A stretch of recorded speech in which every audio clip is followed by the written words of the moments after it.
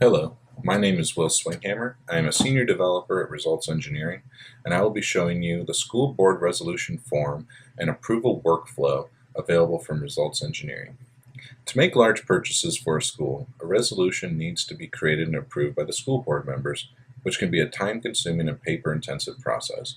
Our solution helps alleviate those issues by taking all the paper and making it electronic and automatically routing the resolution to the board member for their approval. So the first step in this process is to create a resolution, which is a form that lives within OnBase. The first two fields you see is the resolution number and tracking number. These are fields that are automatically generated by OnBase as unique identifiers and cannot be edited or created by the user. First thing they will do is choose the resolution type. We will choose an administrative one, and it will go to the Chief Academic Officer. And then they just need to simply fill out the resolution as they would normally as a piece of paper. So they fill out the title, then fill in the whereas, and they can add as many whereases as they need, and the resolved, which they can add additional ones as well. Then fill out the background information, the description, impact, evaluation, and any alternatives.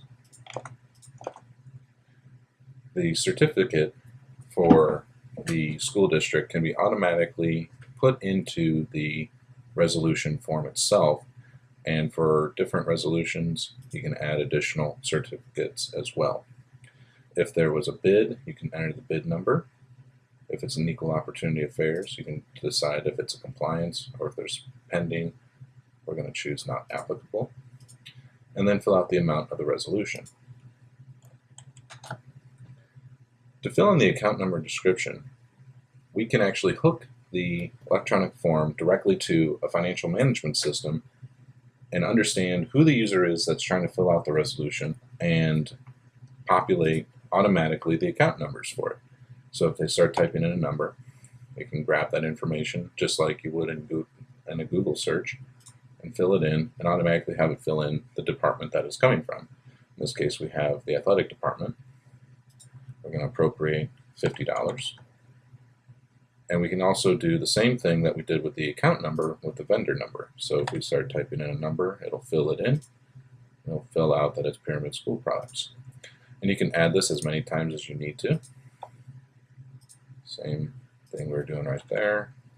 And fill out a different vendor. And then when we're done, we hit submit. It'll ask you if you want to create another one. We do not at this time. And now that form has gone over to the workflow. You can see that there's already some resolutions sitting in this workflow. The one that I just created is sitting here. As I'd mentioned before, the tracking number was automatically generated, and there it is with the type of the chief and the number that it is. We've created 6 of these so far. They can review the information. All the information we filled out is just sitting there ready for them to review. They don't have to go find it on someone's desk or go hunting for it. It's just available and ready for them to take care of. Every chief, when they're reviewing it, and every step along the resolution process allows for the approver to either dispute it, in which case it gets sent to a dispute queue for further review, or approve it. So this is a high-level view of things. I'm just going to show everyone how an approved resolution would route through. So in this case, the CAO will go ahead and approve it, which then routes it down to the financial review queue for the finance department to review it. And as approvals are made, down at the bottom of the resolution, it'll say who reviewed it by and when it was approved. In this case, I'm logged in as the AP admin, and it approved it right there. There's my timestamp, so we know when things were completed. Finance can then review this and approve it. And then it moves down to the budget department for certification. And just like before, the finance resolution reviewed by has been filled out with a different date stamp. It took me 30 seconds to do that. Now the budget department has approved it.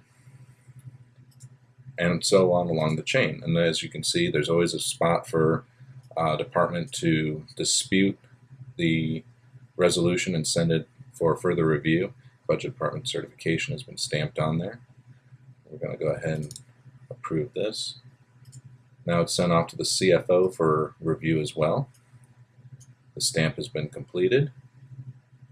The CFO has the ability to table a resolution, which is a little different than simply disputing it. It's not really a dispute that needs any action. The CFO just simply has discretion to set a resolution on hold for up to 30 days without any consequences. It's not going to be canceled or anything like that. The CFO just wants to be able to set it aside for a period of time and come back to it later. So the CFO in this case is going to approve it. Goes to the Chief Legal Counsel for review, so this can be an external law firm or an internal attorney to review it and then approve it.